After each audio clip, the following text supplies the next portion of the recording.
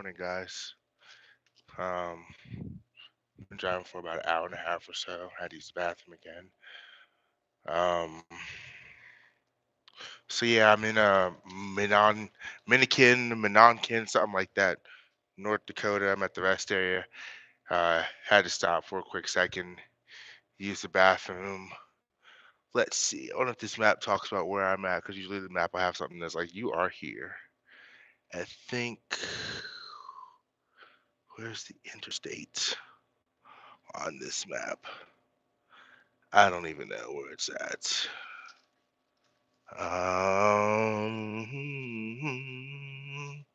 I am, I don't know, somewhere in this area right here. I don't even know. I just can't remember exactly where I'm at.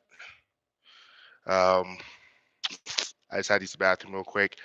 Rest here happened to come up, so yeah. Um, why not? It's actually perfect timing. Ooh, perfect timing for me to get my first vehicle check in anyway. Before I hit my fuel stop a little bit down the road. Probably should have zipped up my jacket before I uh, walked out here, but whatever. Look at this ground, kind of snow and ice and whatnot. Um, what the fuck is this? Oh, why am I walking this? You're a certified genius, Raymond. Um, anyway, let to drive to that in a second. This should be fun. Um, So yeah, before I get too far along, I know I don't say it enough, but y'all need to go check out my brother's channel, Rich the Trucker. He's always talking about me and whatnot, and I know I mention it every so often, but I don't mention it enough. I need to you guys go check out his channel. He does definitely a lot more video editing and whatnot than I do. Puts a little bit more time and effort into it. I won't necessarily say that, but he's more skilled with iMovie and whatnot than I am. So so yeah, definitely go check out his channel. You'll definitely get lots of great content and whatnot. Um, yeah, sorry about that. So yeah, I'm gonna go ahead and do this quick vehicle check real fast, um, and then ah, we'll start getting on down the road. Currently picked up this load out of what is it? Leonce, Michigan, right up there by Canada. It's a load of ceiling tile. Actually, I'm not even supposed to be telling y'all what this stuff is, but whatever. Load of ceiling tile. Look at this shit. It was so bad. The weather was so bad in one spot I went to. It broke my lamp off the utility box that I have. Like, this lamp is supposed to be up here and shining back on the load, but whatever. It's broken. So yeah, put my glove back on. This is what I got: a load of ceiling tile, 13 feet 6 inches high. Yeah, it looks like I have a regular. Looks like I looks like I have a regular van trailer going down the road. Mr. Whaley, what's nothing much, Mr. Whaley? Just another day out here doing this whole truck driving thing. Loving every second of it. Or as my dad likes to say, I'm top shelf, top shelf. Um, so yeah, go ahead and check all these straps real quick. Make sure everything is the way I like it to be. You can't. The downside about ceiling tile loads, uh, got to be real careful with them because typically if you're carrying a load, you want to strap the straps down real tight. Just a little information for you guys who are looking into doing flatbed. Be very careful when you have ceiling tile loads, because what you don't want to do is actually damage the ceiling tile, because you can keep on ratcheting this thing down as tight as you want to get it. But if you're not careful, you will actually go ahead and damage the product. And when you get there to deliver and untarp and whatnot, you'll you'll you'll get there and be like, what the fuck is this? Like, you damaged our product. And then you have to go through that whole rigmarole to explain to the company. Chuck, what's good, brother? What's good? Oh, text me your number, by the way. Um, yeah, text me your number. I forgot to save it the other day when we talked, and it's gone. iPhone doesn't keep a long photo or what is it, history. So yeah, as you can see, the load's as high as any other trailer out here. But yeah, the iPhone doesn't keep a good long history of numbers when people call you or text you or something. Or excuse me, just call you. So yeah, text me real quick so I can lock you in. All right. But yeah, also another tip: whenever you go to deliver these kind of loads, ceiling tile loads or what have you. Hold on a second. Let me fix the radio real quick. Um, I got this thing all blasting and whatnot. Maverick. I've heard good things about Maverick. I was actually just had a load from over. Actually just picked up a load out of Arkansas. That's literally at the steel factory right across from their terminal. Uh, it was like Maverick reunion over there. It was wild. But sorry, I gotta get my music right before I start driving. Yeah, it was like a Maverick reunion over there. Um, on duty, submit, other VC, submit. So yeah, I've heard great things about Maverick.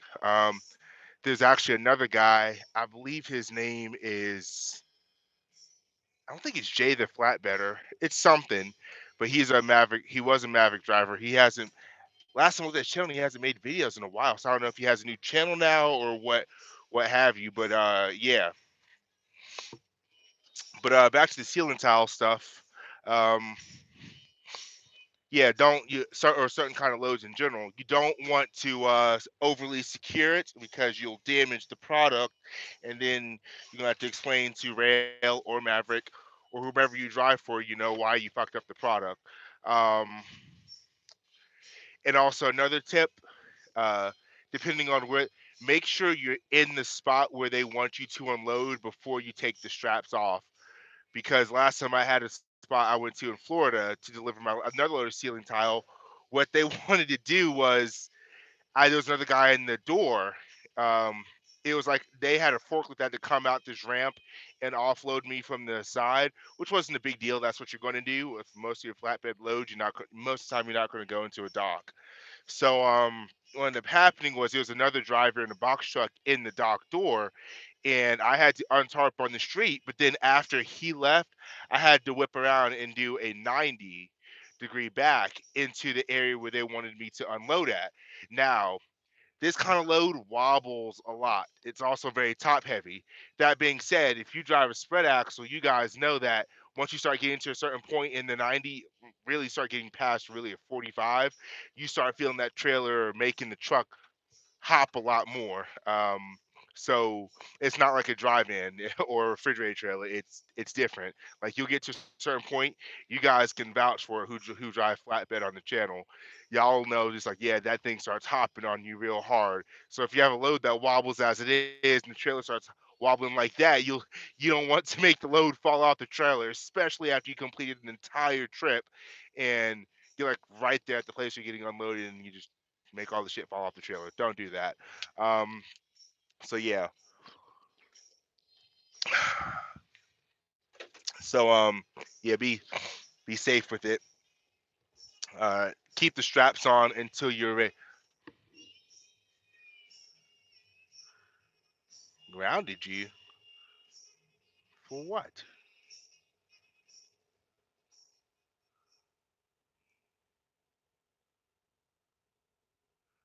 Grounded you? That's wild. Yeah, hit me up about that. I'm gonna be driving all night long. So yeah. So yeah, wait till you get into the spot where you actually want to where you actually are going to get unloaded and then start taking out the straps. It takes like 5 minutes to wind up your straps. If you get a little strap winder, it's not hard. TAs and Petros sell them. Just throw them on the side of your trailer, throw the strap in it, and just wind it up real quick. Takes like 5 minutes. But I'm gonna start driving in a second. Go ahead and flip the camera around so y'all can see what I see. Start rolling. But yeah, I want to talk about who is Raymond. I know I'm always giving advice and whatnot, talking about what you should, my opinion on what you should or should not do, what have you. Um, but I don't think I've really ever talked about just who I am as a person. I guess so you can kind of feel me out, get to know me. Look at this, just slick slush. You gotta be real careful. You don't want to drive too fast and start sliding and whatnot. My traction control thing is kicking on right now. Gotta drive as safe and slow as possible until you get to the area where they cleared it out. Like, I know it doesn't really do it much justice on the screen, but that's probably about a good foot deep right there. So I have enough momentum to keep me pushing through it. So I'm gonna keep going. Looks like I'm coming up to the end of it. About to get okay, good. At the end of it, speed up a little bit. Get on the highway again. Next stop will be my fuel stop. Um, so yeah, who is Raymond Gibbs? Talk about my life a little bit. I So background on me or my family and whatnot. As I've already previously mentioned, my dad drives semi trucks. I grew up around semi trucks my whole life. I've always loved them. Just I've always loved semi trucks, and yeah. But that's not what I wanted to do. I wanted to be I always wanted to be a fighter pilot. I wanted to fly F-18s. Go land on a carrier and be a Navy officer and be a pilot. Like literally my whole life, that's what I wanted to do. Subscribers on my brother's channel, Rich the Trucker, literally just drop comment like, "Hey, what did your brother always want to do? I want to be a pilot." I love aviation. I still do to this day. I love everything and anything aviation related. So yeah, so basically, I just modeled my whole life around, trying to become a fighter pilot or a fighter pilot. I did all kind of extracurriculars growing up. I did sports and everything. Um, I was always doing what I needed to do in school to get outstanding grades. I actually graduated high school with a 4.1 GPA on a 4.0 scale. And people were like, "Is that even possible?" Yes, it actually is. It's possible. You just have to get over 100 in a few classes here and there. But I graduated like number 5 in the class, I believe. I was up there like number 5, and I know I was in the top 10. And my graduating class had over a thousand people in it. Um, so yeah, I modeled everything I could around trying to become a fighter pilot. Um, when it came time to graduate high school, I had choice of colleges where I wanted to go to, and I I actually applied to every school that I applied to get that I wanted to go to. I actually got in, except for one. I applied to the United States Naval Academy in Annapolis, Maryland. If any of you guys ever seen that movie Annapolis, that was the school where the movie's based on the school. It's not like the real thing, but I applied there. I applied to the Air Force Academy, and I actually did not get accepted to the Air Force Academy, which is actually pretty funny because I didn't really even want to go there.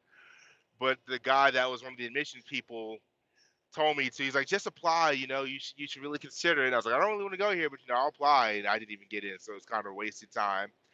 I applied to Harvard. I got in. I applied to MIT. I got in. Um, Jacksonville State University in Florida. Got in. Embry-Riddle Aeronautical University in Daytona Beach, Florida. I got in. Also applied to Auburn University in Auburn, Alabama. I got in. Yeah, but I applied for the Navy ROTC scholarship, and I got a full ride Navy ROTC scholarship to any one of those schools that I wanted to go to. Now, that being said, you choose the school that you want to go to. How scholarship works is you get the scholarship to whatever school you say I want to go to. In my case, I want to go to Embry Riddle. and I got a full-ride Navy ROTC scholarship to go there. Now you can say you want to go somewhere else. Um, you can't say, "Hey, I want to go to Jacksonville." If they have an ROTC, if they have an ROTC there, you can go ahead and just get your scholarship transferred from whatever original school was to whatever your secondary school is. But that's how that works. But I really wish the camera would show a little bit of a better view of what I see, because it looks like this is dark and dingy and nothing out there. Um, so I guess I'll just go ahead and flip it around so y'all can see me. I'll go ahead and put on my red interior light inside the cab so y'all can see me a little bit better. Um, Come on, camera, work for Daddy Gibbs. There we go. So yeah, that's how that works. Um, of course, the fog comes back, and here comes the fog and the snow. Whatever. Um, so yeah, I my top two choices were Embry-Riddle in Daytona Beach, Florida.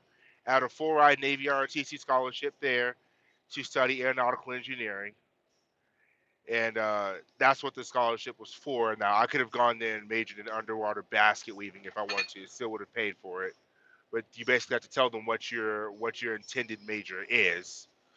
Um, so I had a choice between going there or going to the United States Naval Academy. I already got a congressional nomination from the congressman, Congressman Paul Brown, and I also got one from my ROTC instructor. And yeah, I actually was in the works of getting a nomination, a presidential nomination. So yeah, uh, I had that several different sources of getting in. But now most going to the Naval Academy is a big deal. Most people are like, well, what is the Naval Academy? For whatever reason, everybody's heard of West Point. The premier school where the best officers graduate. Who become Army officers. Most people don't realize every branch of the military has a school like that. The Navy's is called the Naval Academy in Annapolis, Maryland. I got into that one. That being said, you go there, you do well, you graduate, you have your pick of basically whatever service assignment you want to do. You're going to be top of the line when you're basically guaranteed to get it. That being said, that's the case if you go there. But my heart was set on Embry Riddle. Like Embry Riddle was everything aviation related. It was everything I wanted and more. Um, oh, roads are a tad bit looking a little bit slick out here, so I'm gonna go ahead and bump the speed down a tad bit. Um, so yeah, but Embry Riddle was everything I wanted and more. But of course, I chose to go to uh, the Naval Academy in Annapolis, Maryland, because I wanted to fly, and I knew that if I graduated there with a degree in aeronautical engineering, I could be a pilot, and nothing was going to stop that. So I opted to go there. My heart wasn't set there, but that's what I opted to do. So I went there, and I chose my major. I chose the major to be a aeronautical engineer. I was doing a major in aeronautical engineering and mechanical engineering, and I actually did pretty well my freshman year. I finished my freshman year with like a 3.8 GPA, and a dual engineering major at that. So I was doing pretty well. I was taking like 30 credit hours a semester, and I was still killing it. But so yeah, time to bump it down a tad bit. So it's getting pretty hairy out here. All of a sudden, I must be driving into a winter storm. I'll flip it around for y'all to see real quick. As y'all can see, it's starting to get a tad bit hairy and slick out here, but I'm going to bump down the speed, create a little bit more distance. Um, so yeah, so I went up there. I was doing well. I ended up getting injured I ended up having a knee surgery and a shoulder surgery, and the same doctor performed both of them. And he became pretty cool. We became pretty cool, you know. He looked at me, you know, one day when I went in for physical therapy for my my shoulder, and he said, you know, Midshipman Gibbs, you know, what do you want to do when you graduate the academy? And I said, well, you know, I want to be a fighter pilot. He goes like, okay, well, you know, what branch? I said, Navy. I want to be a Navy pilot. I want to fly F-18s. I want to go out, land on a carrier. I want to go on deployment. I want to make a difference. You know, I want to legit be a guy that's up in the sky. And when people, you know, need close air support on the ground, you know, I want to be that guy. I want to help them out. And he goes like, all right, well, did you take the ASTB, which is the Aviation Standard Test Battery? And I was like, of course I did. He goes like, well, what did you score on it? And you know, told him I scored an 888, which I don't know if y'all can see that on the other side. It looks like an accident. Somebody must have slid off the road or something. Nope, just got somebody pulled over. That's all that is. Um, so yeah, I got an 888 on it, and he goes like, oh wow, he's like, you killed it. I said, I did. He actually told me I was overqualified to be a pilot, and I should actually consider being a naval flight officer, which is the backseater. Which is, I don't know if you guys have ever seen Top Gun, which is what Goose was. Goose was the backseater. No, these roads are starting to get pretty ugly. Um, which is what Goose was. He was a navigator. He was a Rio, the backseater. And that's what actually he was saying. You know, I was actually overqualified to fly, and I should actually look into doing that. And I was like, no, I want to be a pilot. I want to fly the actual aircraft. To be honest, I don't even want to fly a two-seat aircraft. I want to fly the one-seater. I just want to, you know, fly the aircraft by myself. Um, so he goes like, all right, well, cool. You know, you took the ASCB, you got a perfect score on it.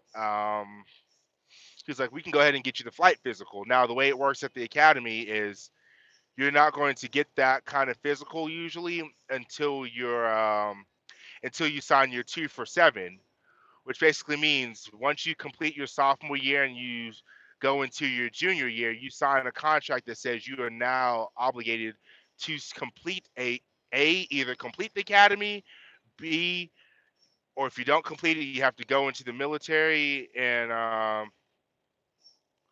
watch for ice on bridge. Well, I didn't need a sign blinking to tell me that. Little safe driving tip over here. Don't hit your gas. Don't hit your brake. Just let it coast across. All right. No sudden jerks. None of that because it's slick. It can be icy. So no sudden jerks. None of that. Just drive smoothly across. Once you get across, then you can get back into the gas if you want to. Yeah, be safe. Since it's speeding, there's no need for any of that. Um, so yeah, but all right, back to the story. So yeah, I ended up taking the flight physical, and you know I was qualified to fly, good physical health, everything was good to go, and it came to the point to where they take your body measurements, and basically you have to fit within certain requirements to be able to fit in the cockpit of a fighter aircraft. And you know, I have a normal sized torso, but I have long legs. That's what makes me so tall. My knees went under the instrument panel. So what ended up happening is, let's say I had to eject, like in the scene in Top Gun where Tom Cruise and, um, or should I say Maverick and Goose ejected from the aircraft. If I ever had to do that in real life, I would lose my legs. Um, you know, I still thought it was worth it. Submitted several waivers to the Navy saying, you know, I still want to do it, and they said to me, no, we're not gonna sign the waiver, especially since you're not disqualified from aviation in general. You're just disqualified from fixed wing carrier based aviation. Um, and that's all I wanted. So I ended up going through a really bad like depression phase. Not like suicidal, going to kill myself. I don't, not like that. But it's just like, I couldn't eat really. I, wasn't really getting good rest. I didn't really go to class like I should. I just gave up. I didn't care because, why would I care? Um, I was like, the whole purpose of me ever going there and doing any of that was, was so I could become a fighter pilot, and it didn't work out. So what's the purpose of me even being there? So my GPA literally went from like a 3.8 down to like a 1.2 in like a semester. It was bad. Like, when I tell you I didn't give a fuck, like I legit did not give a fuck. Um, and at the end of the semester in school year, they have an academic review board, and what it is comprised of high-ranking officers who, you know, obviously have their job in the military, but they're at the school, and they go through your record. They look at a profile of who you are, your classes, your trend, and whatnot. Just an overall general record of who you are at the academy, and then you get a chance to talk to them, and then they make a decision whether you should go or whether you should stay or leave. And my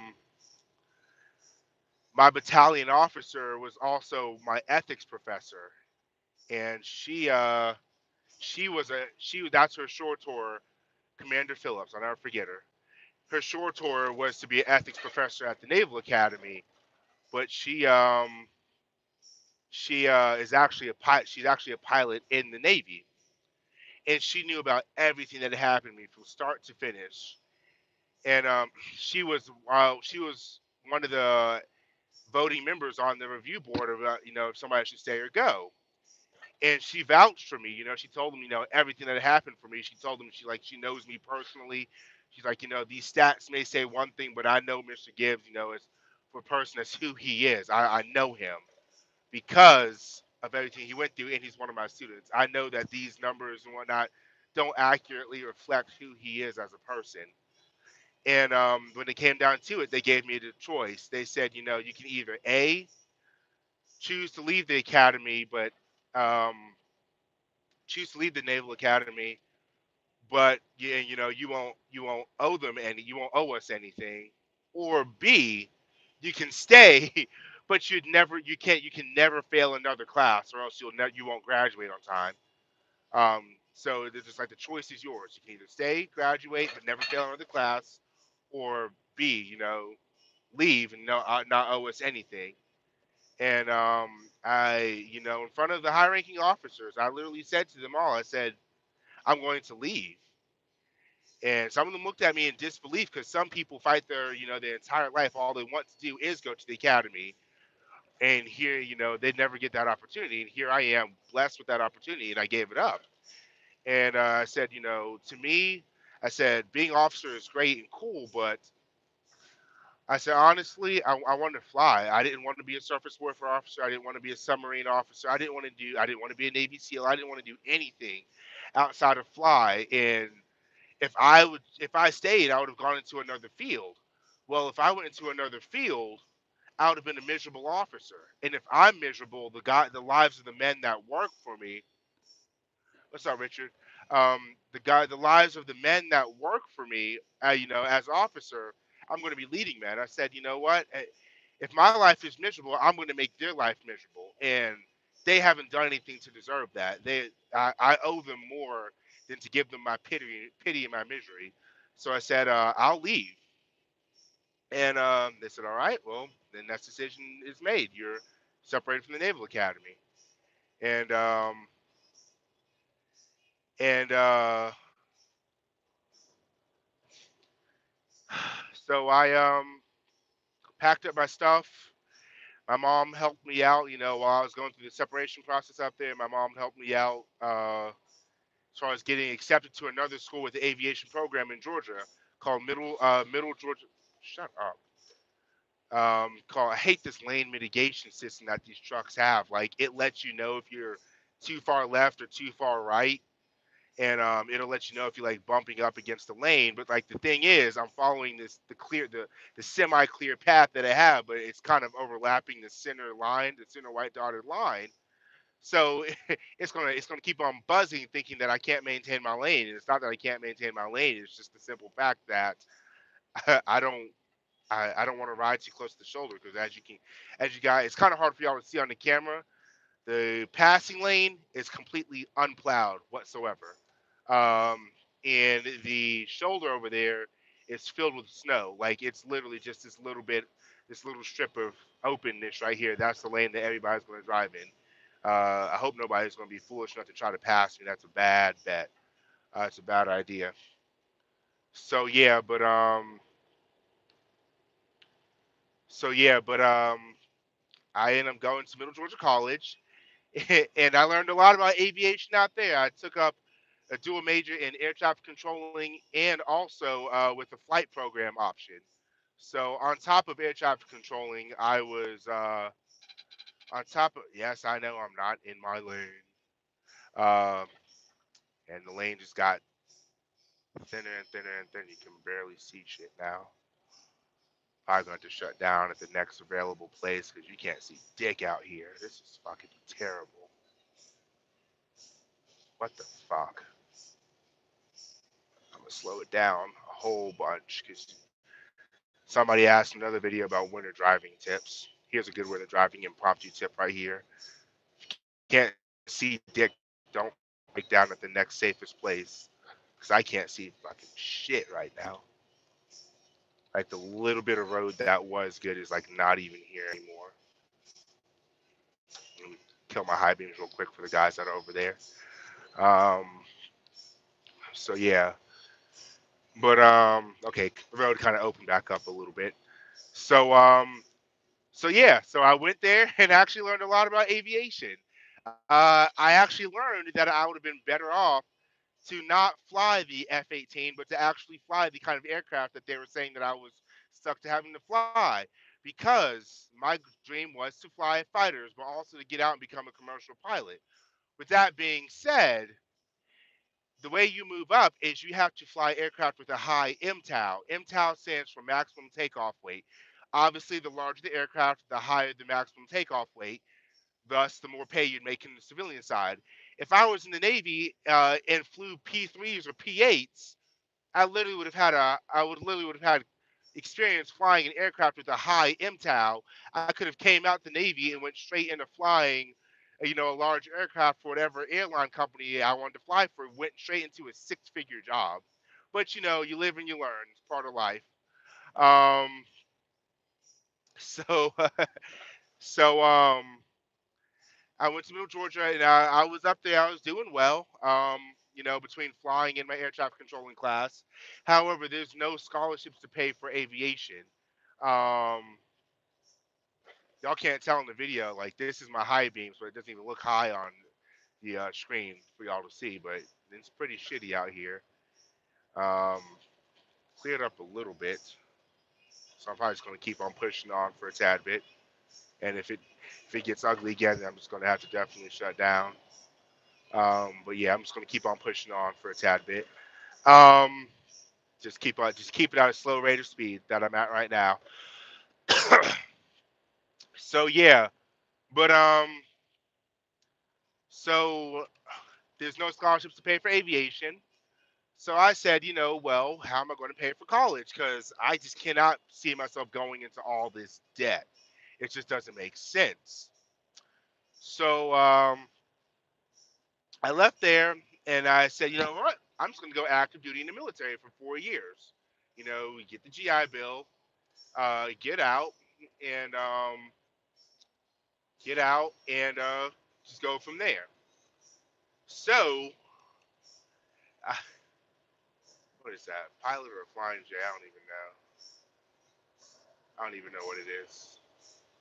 Looks like a flying J. I'm just gonna keep on going though, because I know there's more truck stops out here. Just gonna keep on just going at a slow rate of speed. Yeah, it's a flying J. Um, so I said, I'm just going to go into the military and go active duty. And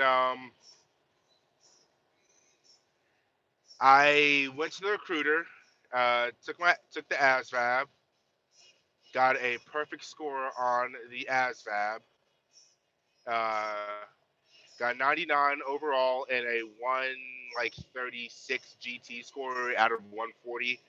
Um, so when they went, I went. Obviously, I went to go Navy, and Navy said, "Well, here's the problem. Because you stayed so long at a service academy, basically what happens is you cannot go active duty.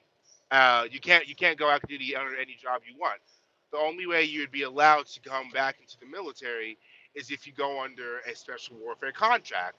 Basically, meaning I would have had to go be a Navy SEAL. Now after I left the academy, I got fat. I like legit because it's the first time in my life I didn't have to work out towards anything. I should have gotten off when I had the chance. This shit just got worse, like that bad. Like that's a dumb fuck right there. Literally past the exit, said I'll push on, and as y'all can see, just shit got bad, just really bad. I should have gotten off. Whatever, YOLO. Just gonna have to ride it out. Um, just go as slow and as safely as possible and ride it out. Um, so now I left the Naval Academy and I ended up getting fat. Like I got to like maybe 350 pounds, like no muscle, just all fat. I was a fat fuck. And I decided I was going to go back to the military. Of course, I had to cut all that weight. So I ended up working out hardcore. I mean, I got into impeccable shape, like to the point to where I was I would get up, I would go run a 10K at the cross country park we have that was not far from where I live out in Augusta. I'd go run a 10K, go home, eat a bowl of Cheerios and bananas, something to put a little bit of fuel in my system. And then after that, I would turn around, go to the gym, swim 2 miles, go to the track, run 3 more miles on the track, and then go have a full on weightlifting session. And I was doing this like every other day. So I got in ridiculously good shape. So could I have physically handled being going through the selection process for a Navy SEAL physically? Yes. However, on top of physically handling it, you have to be able to mentally handle it and actually mentally want it. I did not want that. So I would have quit based off the fact that I knew that it's not what I mentally wanted to do. So I said, nope, no thank you. I'm just going to go to the next branch. I went to Air Force. Air Force said the same thing. They said you'd have to go in as this, under a special warfare contract. You'd have to be a combat controller. And I said, not doing that. So I left, and I left there, and I went to the Army. Army set me up, and they was like, yeah, we can get you active duty because you're technically prior service. I said, sweet. So it said, we can set you up and get you the MOS of 35 Mike November 7th. Anybody that's on this channel knows that, you see how bad the road got like that fast? It went from bad to better to bad again. Um, to bad again. So yeah. So when the driving tips right here, keep a lookout on the road because shit gets wild out here. But so yeah, but they said you can be a 35 Mike November 7, which is a human interrogator with a debriefer course. Anybody that's prior Army knows that that's some high speed shit right there. Let me slow it down a lot because there's a curve coming up and the visibility of the road severely went down as far as what is what. I really wish y'all could see better, like just what this shit looks like out here, because you can't see dick. Um. So yeah, but so they set me up with that, and I was like, fuck yeah, I'm gonna have this, I'm gonna have this, military intelligence job with the debriefer course. Like I was gonna learn Farsi, Arabic, and another language that they speak over there. I was gonna be the dude that interrogated people. Well, come to find out, that fell through, and I was like, well, fuck, what am I gonna do? So I was walking out the office, and I looked up the sign on the wall, and it said, parachute rigger, $50,000 for a student loan and $12,000 bonus. And I was like, oh fuck yeah! I'm like, sign me up for that shit. And they're like, you don't want to do that. And I'm like, well, why not? Like, that's all the money I need for college right there. And they're just like, no, you don't want to do that. That's a high failure rate. I was like, y'all were about to sign me up to either A, be a Green Beret, or B, become a 35 Mike November 7th. So clearly, y'all at the time weren't caring about a high failure rate because those are two hard as fuck jobs to, get qualified in. And they're like, true. And I said, well, why is such a high failure rate? They said, because, people go through basic and then they have to go through AOC. And a lot of them don't physically make it through AOC because you're not going to meet the stringent requirements to go to airborne school. And then a lot of them, once they make it through that, they go to PAC school, the actual MOS school. And a lot of them can't get the grasp on how to properly pack a parachute because you're packing somebody's parachute. You can legit kill somebody if you don't do the job correctly. Like literally, I don't know if y'all can see this.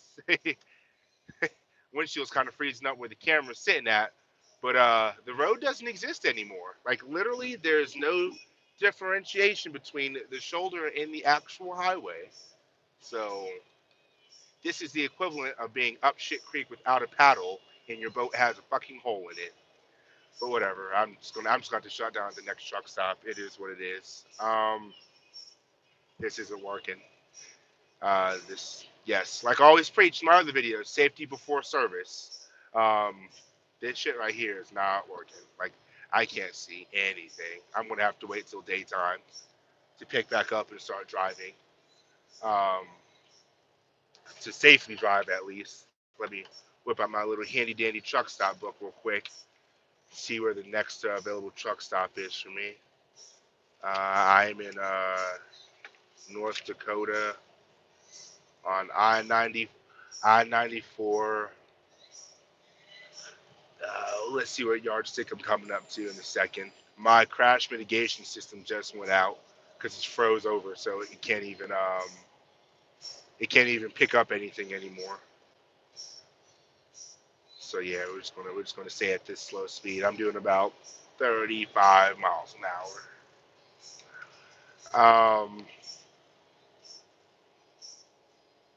So yeah, but okay, there goes a yardstick right up there. Y'all can't see it on the camera, but I'm coming up on a mile marker. So we'll see what this mile marker is telling me real quick. How far I'm at, well, where I'm at on the interstate at the moment. I'm at mile marker 142. 142. So, yep, not the next rest area isn't, excuse me, the next truck stop is until 127.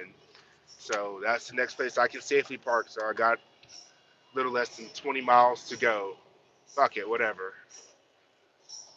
Let's get there and we'll shut down. Whoop. Yep. Roads disappeared completely again. Damn, Daniel. I'm kind of just guessing where the lane is right now. You can't see shit. This is wild. No wonder they gave me this load from Canada all the way out west out here. Ain't nobody else gonna take it. Ain't nobody wanting to drive out here in this shit. Whatever. Like I always say, safety before service, but I'll drive in damn near anything. If there's the only time I won't drive is ice and there's no visible. It's either ice or you can't see you can't see the road at all, or you just can't see shit. There's no visibility.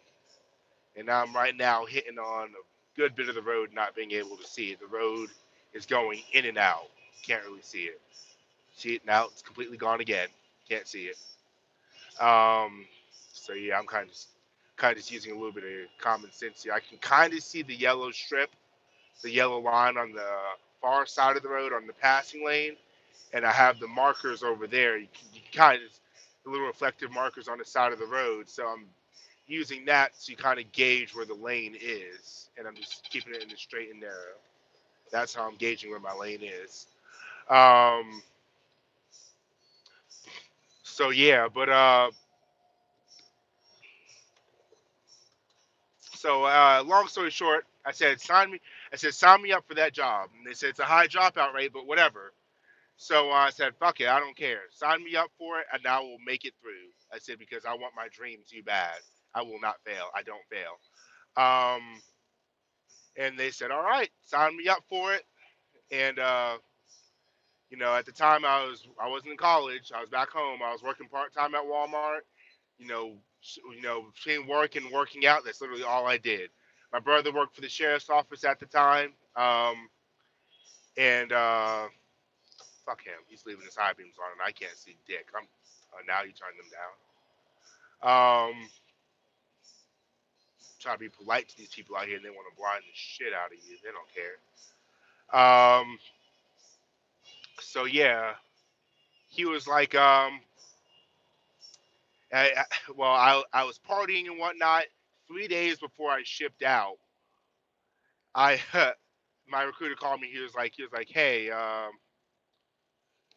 we there's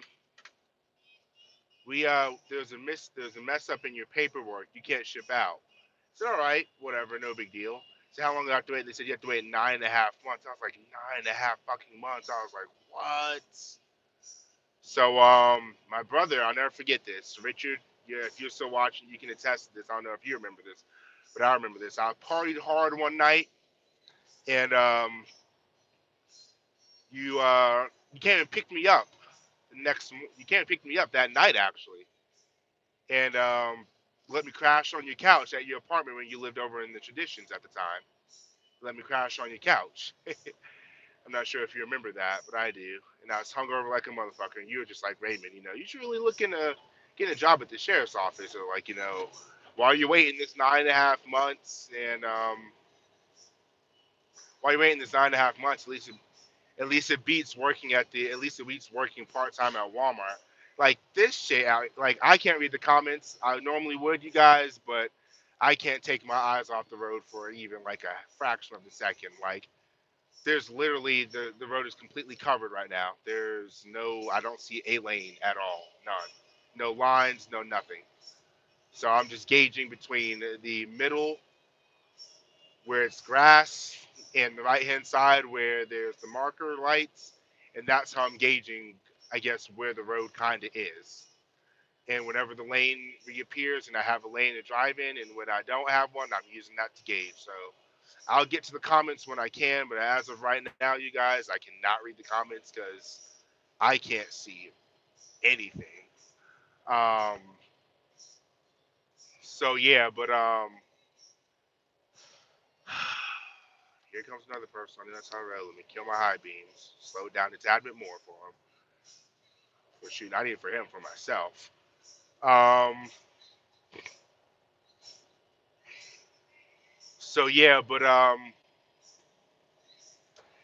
he's like, apply to the sheriff's office. I'll help you get a job.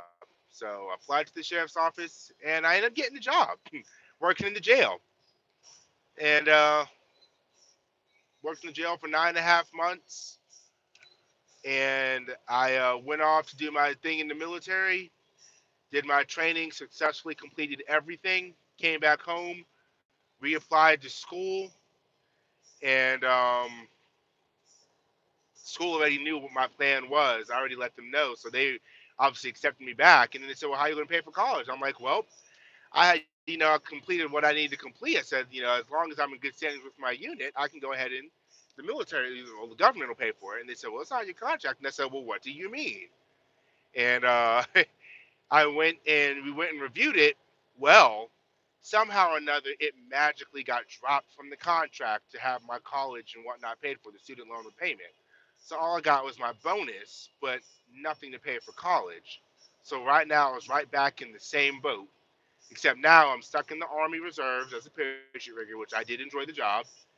And now I'm stuck in reserves, and I don't have a way to pay for college. And I already put in my 2 weeks at the sheriff's office.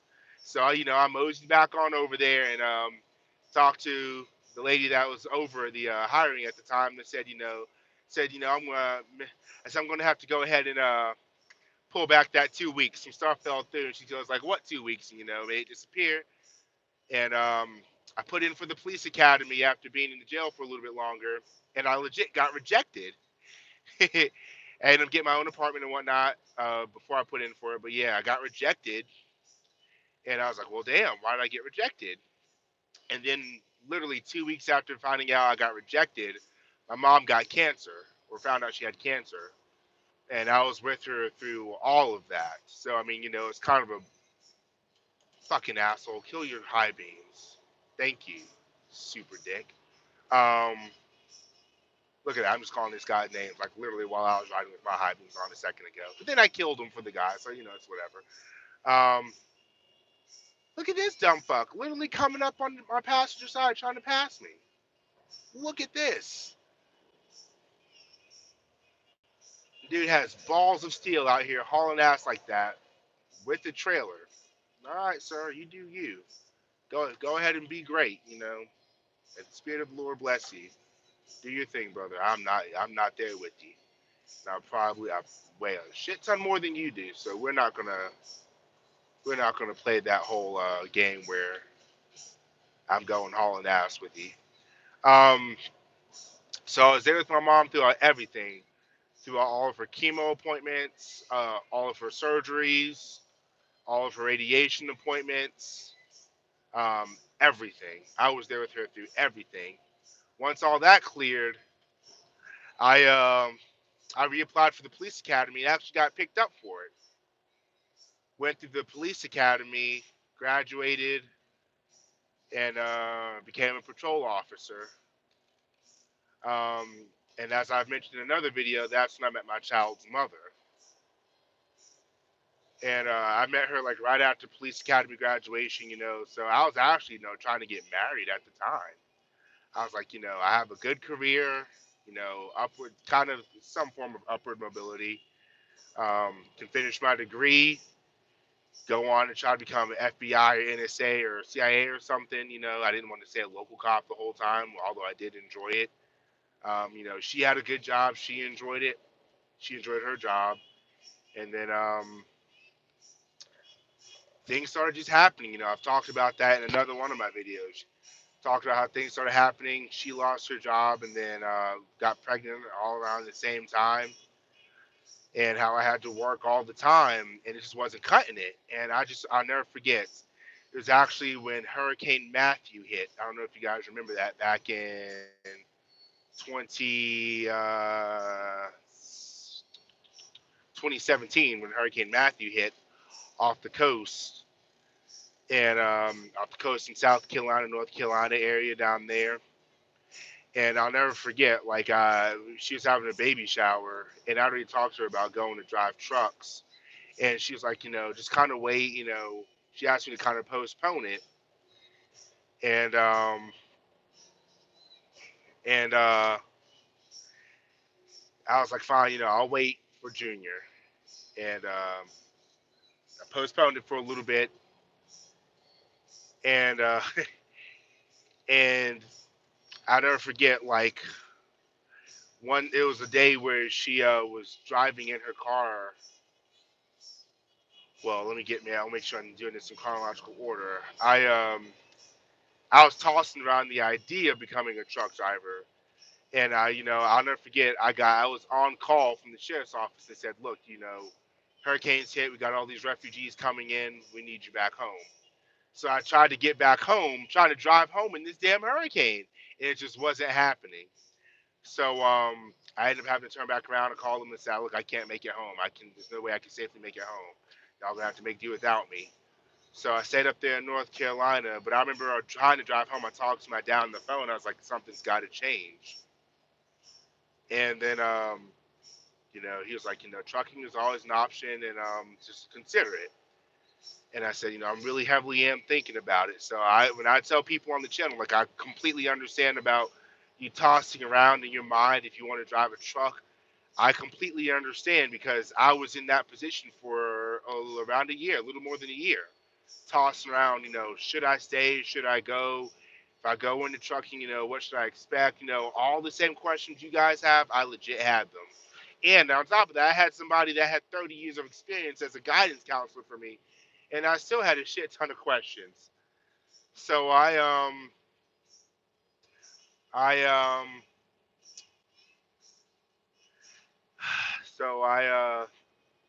Junior was born. I was working all the time, and I'll never forget. I was still kind of debating it whether I should or shouldn't. And I'll never forget.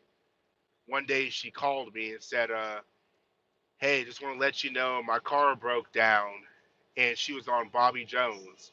Bobby Jones is 5 lanes in each on each side of the interstate out where we live, 5 lanes. And she broke down on the innermost lane, like the fastest passing lane, and she was stuck on the shoulder and had to get her car to work again.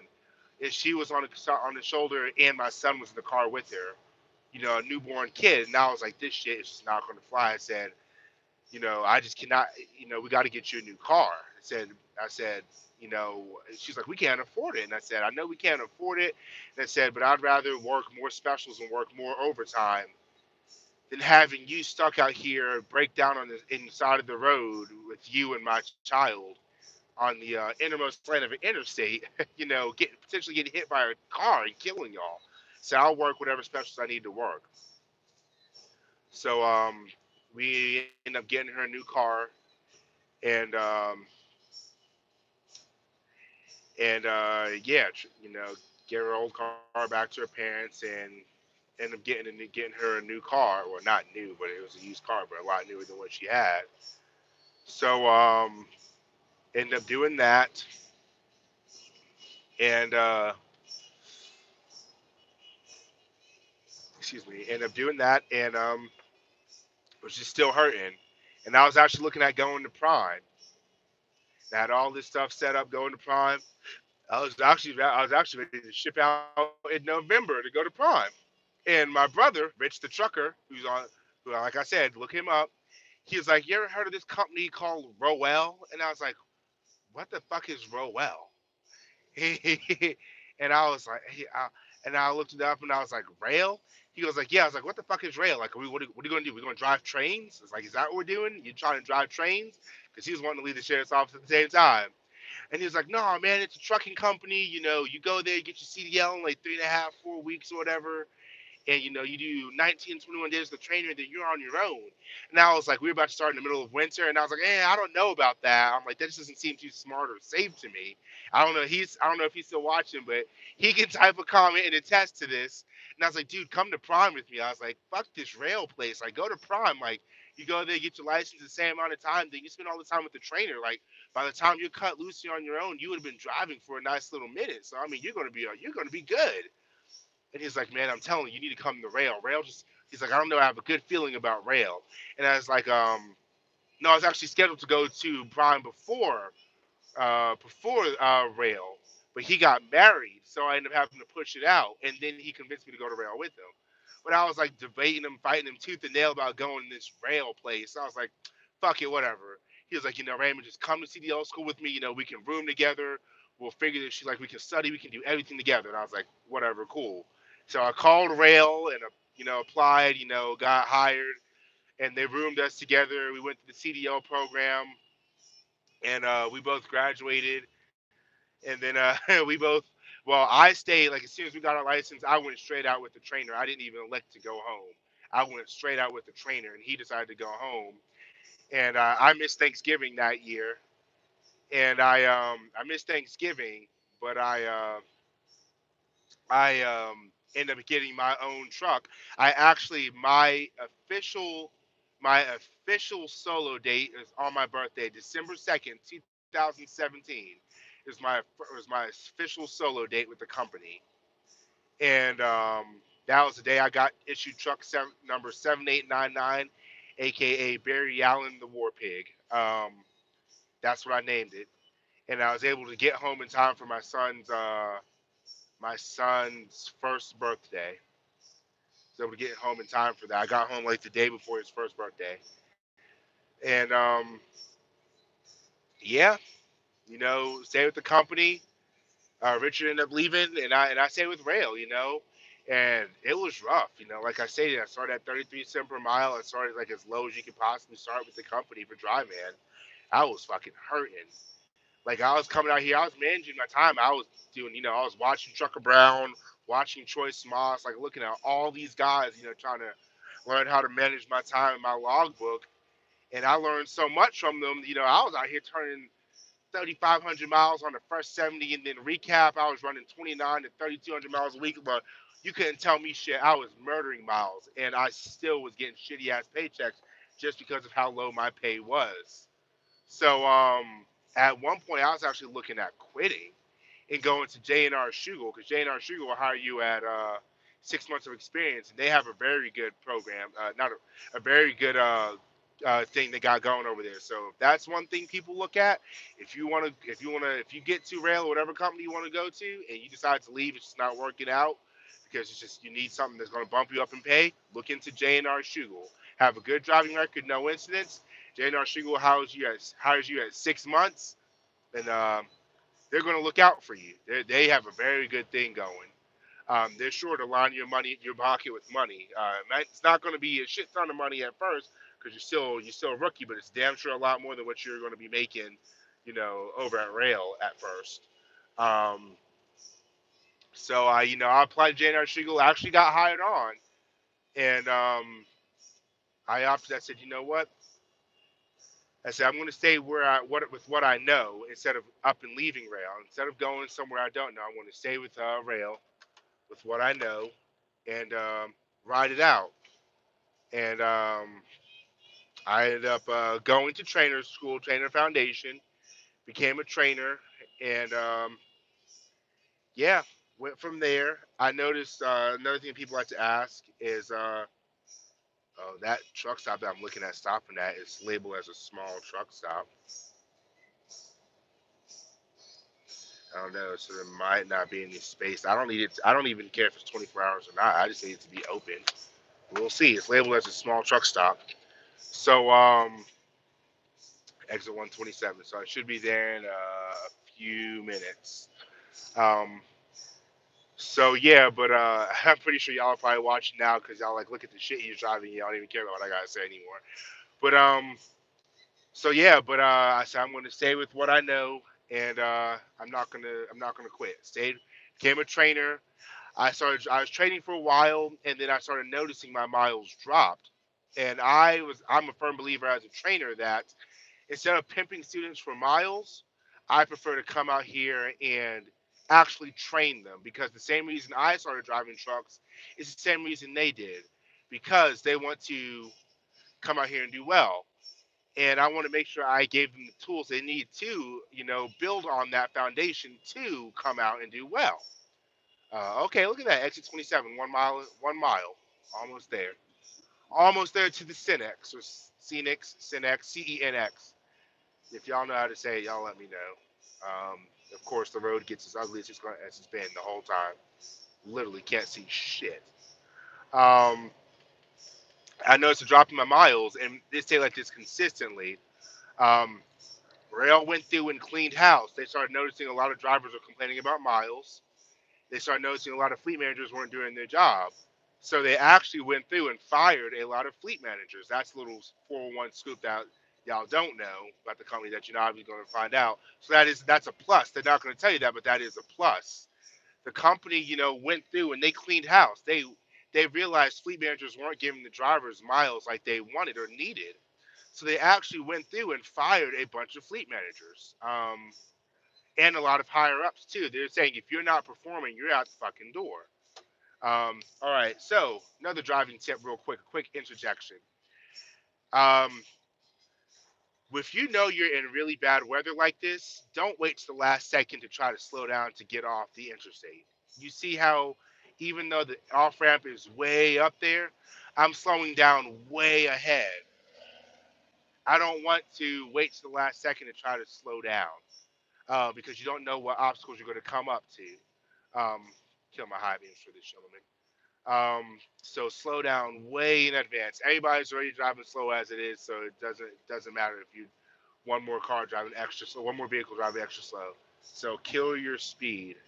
Kill your speed beforehand, especially since the road is actually treated.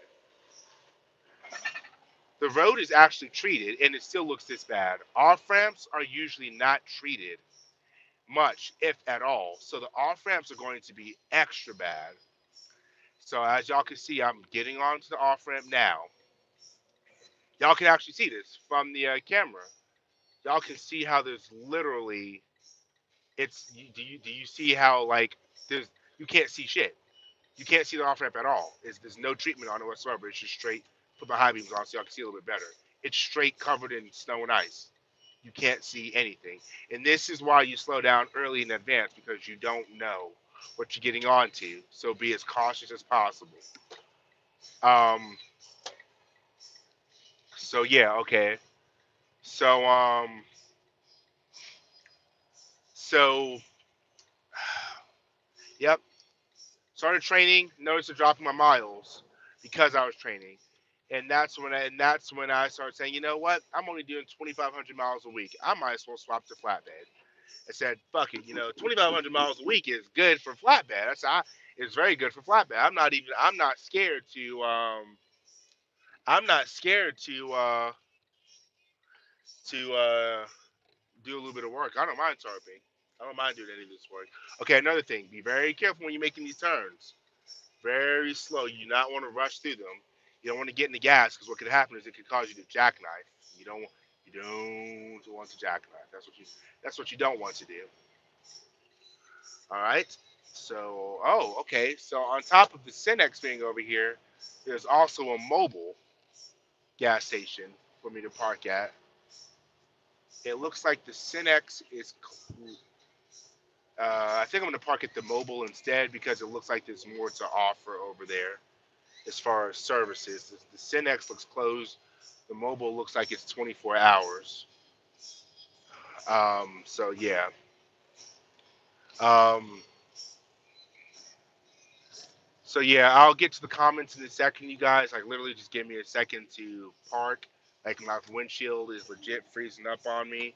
I have my heater defroster going as high as I possibly can, and this shit is still freezing up on me like a motherfucker. Like I'm trying, you guys. Like I am. Yeah, see this. The Cinex is closed. Cinex, whatever it's called, is closed. There's truck parking, but it's closed. So I'm going to elect to come over here to the this mobile. Can't even see the driveway, but I'm just going to loop it wide into this bitch and just hopefully my guess is correct. All right, so all right, good. Truck and trailer in, we are good to go. Um,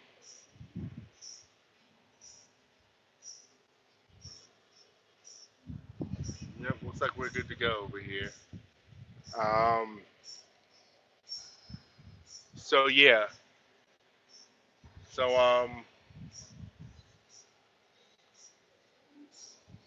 give me a second to park, you guys. There's plenty of parking, as y'all can see. Plenty of parking, so I'm not worried about not finding a spot to park in. I just got to get into one. Um,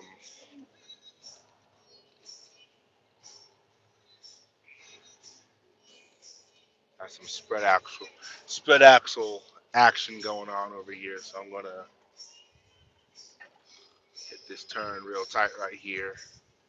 I can afford to do this turn really tight. Actually, hold on a second. I'm actually gonna hold the camera so y'all can see what the wheels look like. This is why you can. This is actually why you do not want to really turn a spread axle really tight. I'm gonna let y'all see this real quick. Y'all see how that front set of wheels is just dragging on the ground? It's not really even turning. It's just dragging. And this is why you do not want to turn the spread out really tight. The reason I can get away with it is because the ground is slick and icy. That's why I can get away with it right now. And I wanted to park next to that Pete right there. So now that my trailer is set up for it, I'm gonna go ahead and back into position. Um, y'all just gonna have to bear with me because I'm not gonna try to hold the camera and back at the same time. Although I could, but I prefer to do it smart and safely. I can't preach safety and then be safe. I can't preach safety and doing the smart right thing and then turn around and hold the damn camera while I'm backing. that's literally goes against everything I preach to you guys. But all right. So Throw this bad boy in real quick.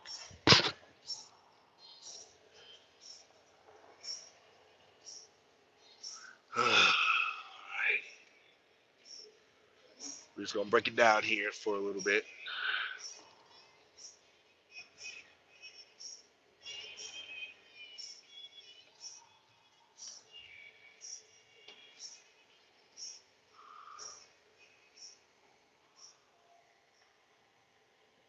So yeah, I noticed a drop in miles, and I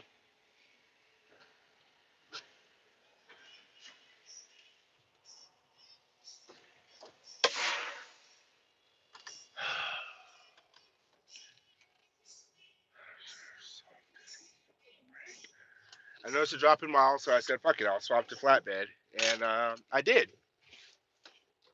Swapped over to flatbed, and been over here since. I can definitely say that last 2 weeks, I've had like literally 2 shitty weeks between my trailer messing up and then just I've had so many. I had issues when I first launched from the house between the trailer, the loads that I had in the trailer and whatnot. I launched from home in the middle of the week. I left on a Wednesday, and then after that, I had one load that I was able to complete. Um, and then after that, I had another load that was supposed to be relayed from Gary, Indiana, all the way out to Baltimore, Maryland. And then that one ended up having the trailer had issues. Like one leg rolled up all the way, then the other landing gear leg rolled up like 4 inches off the ground. So I was like, all right, well, fuck. So I had to wait the whole time for them to fix it. Um, so yeah, I was supposed to deliver that load in Baltimore, Maryland on Monday. And I ended up not delivering it till Wednesday because I had to wait all weekend long for them to fix that trailer. So that kind of put a wrench in those 2 weeks.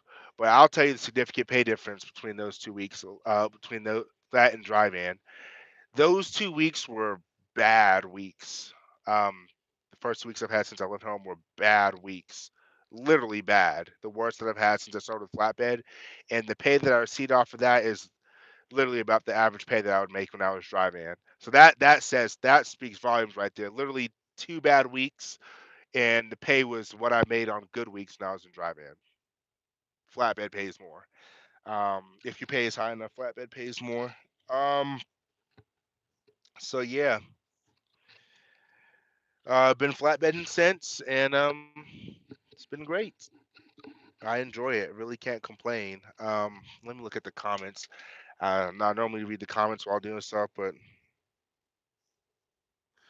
um, let me try to go back. School went to school pictures. I didn't know that, Chuck. Losing your most loved dream is the worst feeling ever. It puts you in a certain. It was bad. It sucked.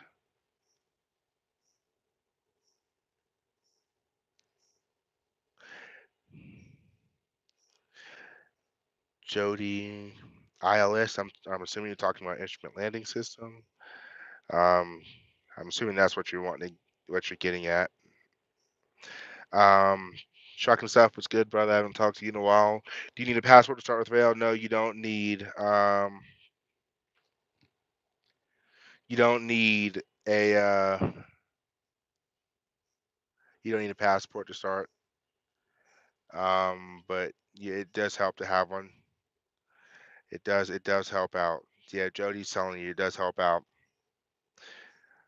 2:47 a.m. live. Hey, yeah, I'm just these last. I've been rolling nights lately. Just the way my recap hours are running and whatnot. And table DOT Foods and Rail. What do you suggest? DOT Foods. I see them around. I don't know anything about them to be honest. I don't. I don't. I don't know anything about DOT. I've seen them. But I don't know. Um. Yeah. So that's pretty good. What's paid per mile once training is done? 41. Um, DOT is 41. Rail says 42. That depends on what division you're choosing to go into.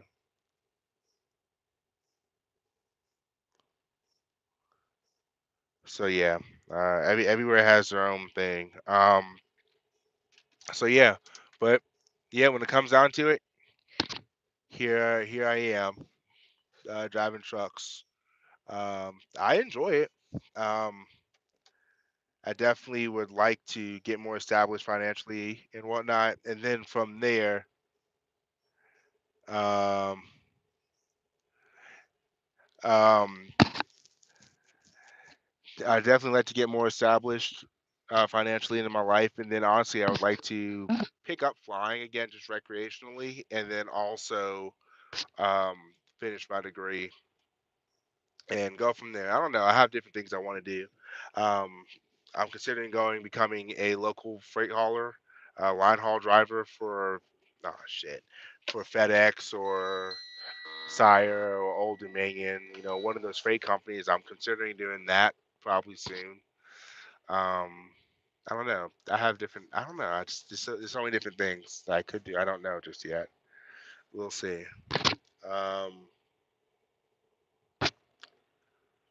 so yeah.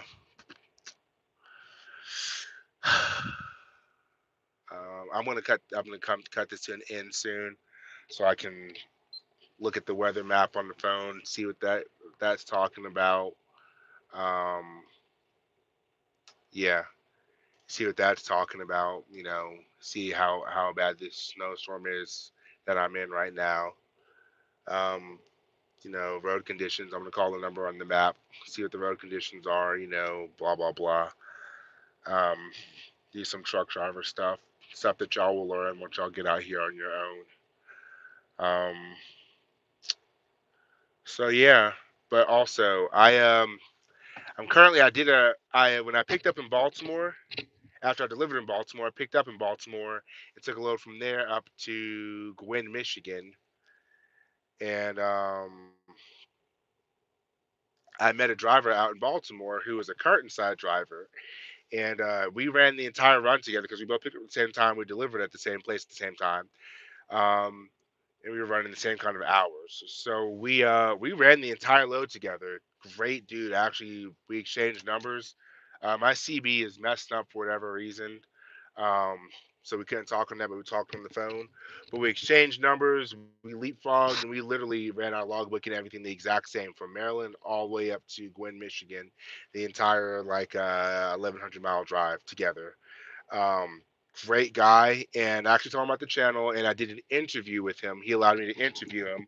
I'm currently working on that video, but I guess iMovie doesn't allow you to upload a video onto YouTube that's more than 15 minutes long. So that's why I haven't uploaded it yet. But I did an interview with him. He's been driving for a long ass time since like I think he said 1980s. He's done a little bit of everything. He does curtain side now. A lot of people always ask about dry van, refrigerated, or flatbed. And most people, I guess, don't know that we have a curtain side division. So as soon as I figure out how to cut different parts out in the video and make it underneath 15 minutes, I will go ahead and upload it to YouTube. I put pictures of what a curtain side trailer looks like, explain, talked about a little bit, interviewed with him, talked about what you should expect. He is a current side trainer, so if you come to the company and decide to do that, he could potentially be your trainer. Very great guy. He's out of New York. His name is Al. Super friendly, super cool dude. Like even since we separated, we still call each other every single day. It's either I call him or he calls me. We at least talk once or twice a day. Since we've separated, he is a really like genuine great guy. So yeah, as soon as I get that figured out and put together, I will upload it. So I'm actually probably going to work on that after I look at the weather map and make some calls and see what I'm looking at dealing with weather wise. Um, then yeah, I'll upload that. So like as always, like, comment, subscribe. Thank you for watching the videos and watching this live feed for the past 80 minutes. Um, Hope y'all enjoy the impromptu lesson on bad weather driving, safe ways to handle it. Um, and yeah, I'll see you guys